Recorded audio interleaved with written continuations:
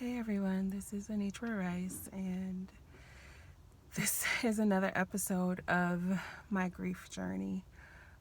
Today is January 25th, 2020, and it's nearing 2 months since my Josiah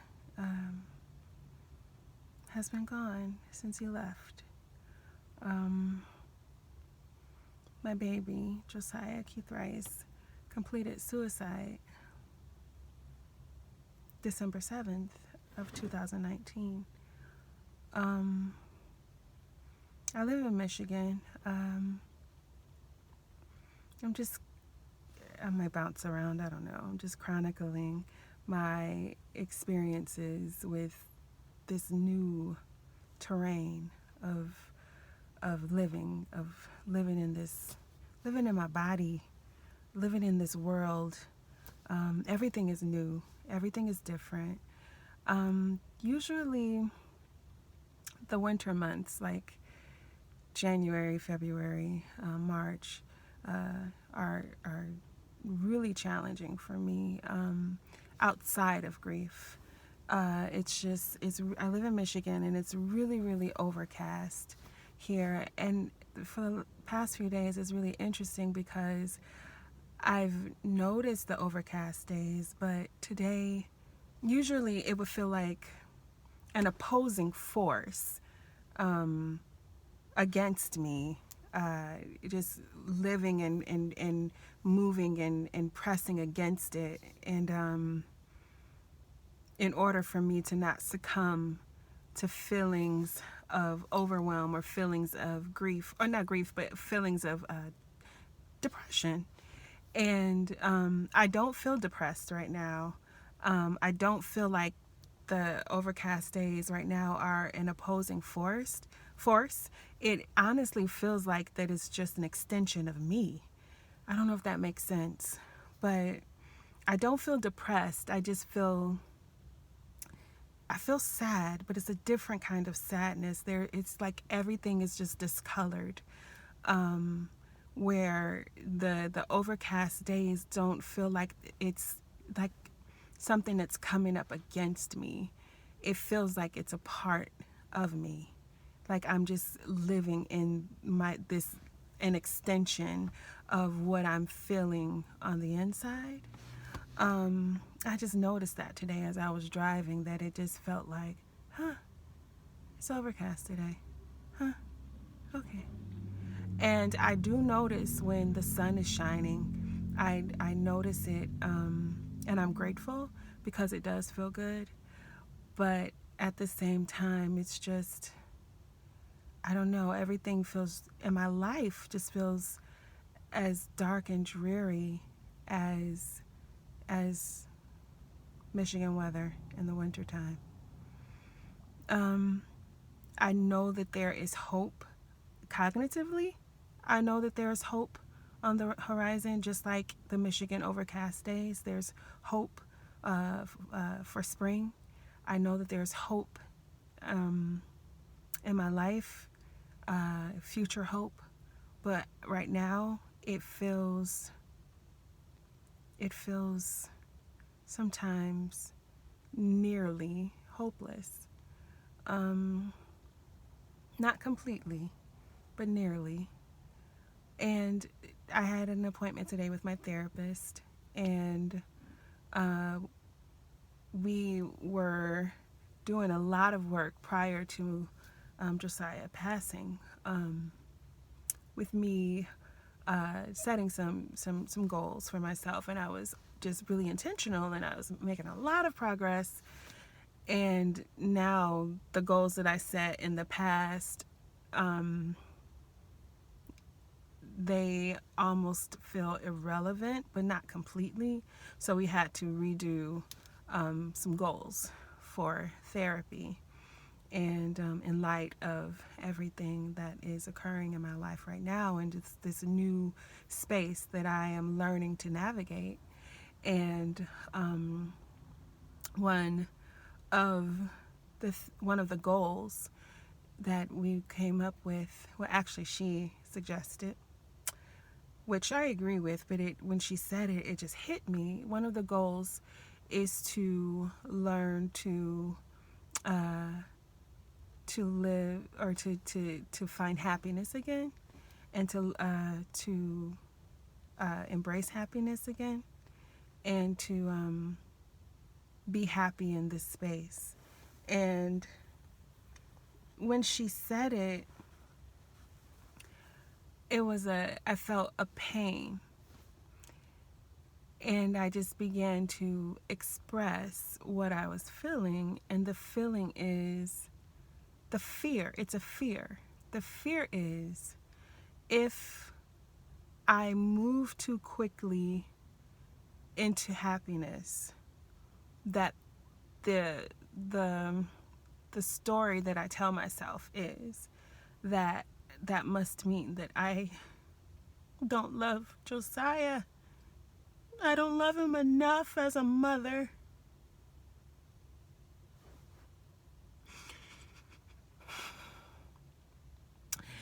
And on days like today, where I feel a little bit stronger, where I don't feel the grief as intensely, it's still intense, just not as intensely as on some days. I struggle with feeling guilty about that. And part of it is like, the thoughts are, if I'm making these new memories with my life, and I'm enjoying my life, and I'm making new memories with new people, or people who are in my life now, or people who will be coming into my life, they won't include Josiah. And I'm afraid that if I move forward, that I'll lose him again, because I'm afraid of the memories fading. I'm afraid of losing him, and the memories and the nuances of who he was on this earth to me, if I move forward in joy, if I move forward in happiness. I'm afraid of him vanishing. I'm afraid of him vanishing. I'm afraid of losing him again. And so I don't want to stay mired in grief. I don't want to stay mired in grief. I want to move forward in joy. I want to carry him with me. But a part of me moving forward is releasing some of the old things, and carrying him with me in a new way. And what that new way looks like, I'm not even sure, because I'm afraid to move forward, And it's this whole new realm of trust. This whole new realm of trusting God in a completely new way. Just a completely new way. And in so many different ways. I mean, in order for me to do the things that are in my heart to do, the things that Josiah and I spoke about so passionately, with working with people and loving people and working in the community and working to help bring healing to people and wholeness, and helping them to tap into their resources and into who God created them to be, and empowering them, and all of those things. I have to move forward with him in a different way, a new way, because he's not physically here. And so it's just this new thing that I'm experiencing, and I don't want him to vanish.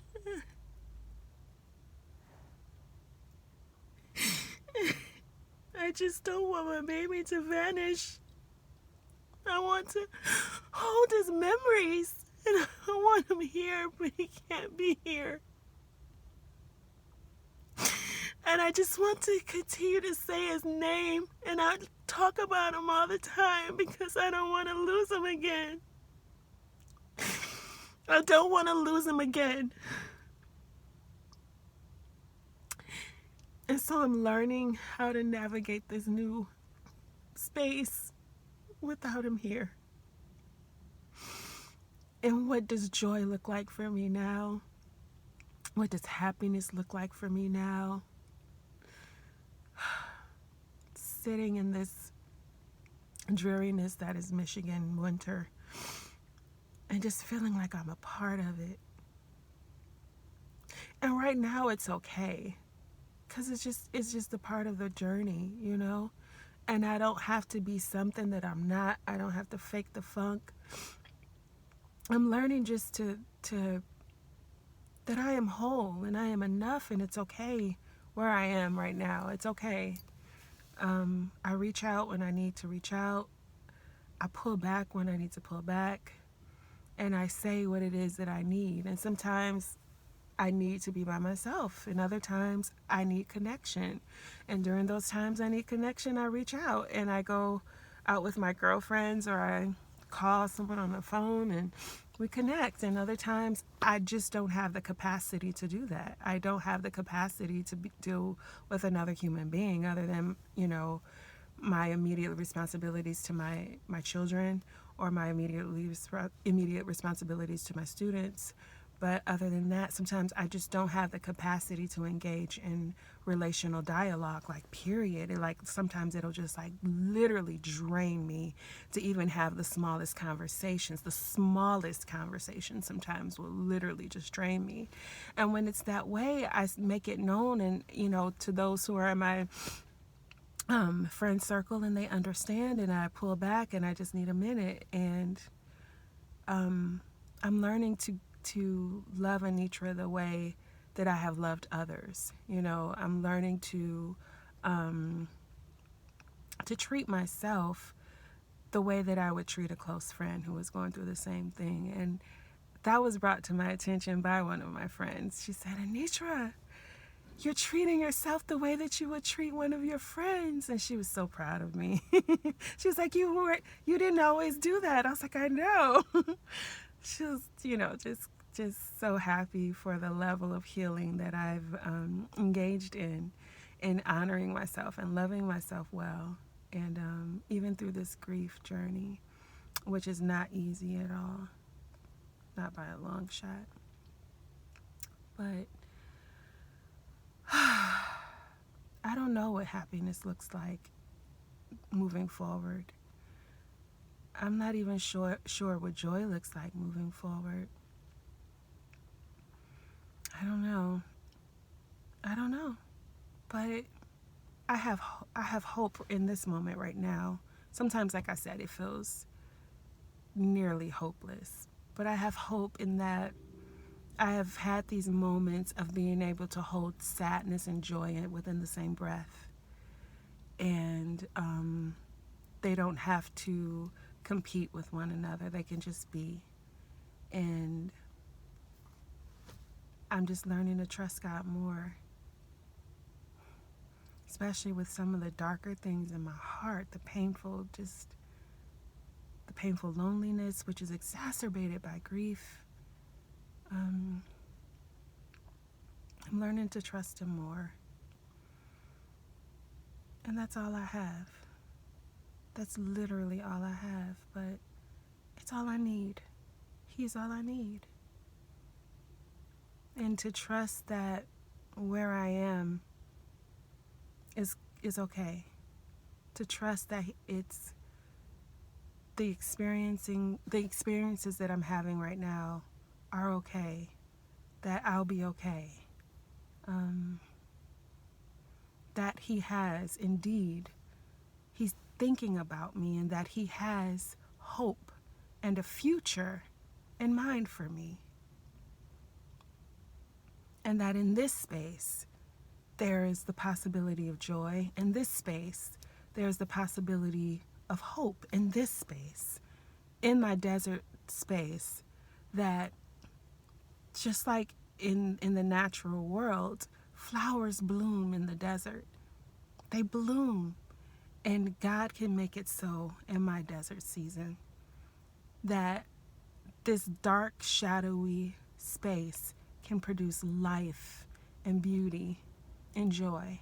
I don't know how, but it's not something that I need to even try to manufacture. It's something that I can lean into him and just trust that he has me. I am on his mind. That I am on God's mind.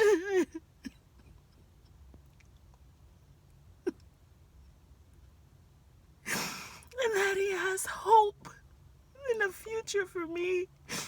And that he will allow flowers to bloom in my desert place. Amen. That's all. God bless you. Thank you for watching. Please pray for my family. Pray for me. Pray for my babies, Jaden and Nicholas. Some of you say you're praying for Josiah. Josiah is fine. Josiah is with Jesus. I'm the one who's hurting, all of us down here. He's okay. The Lord has actually assured me of that.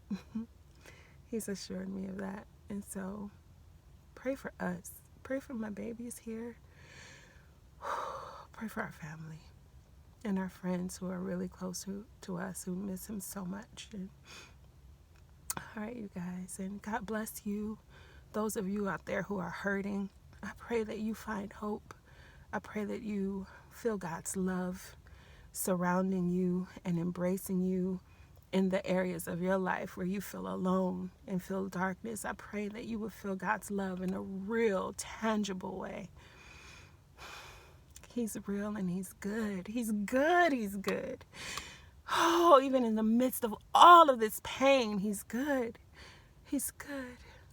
God bless you. Amen.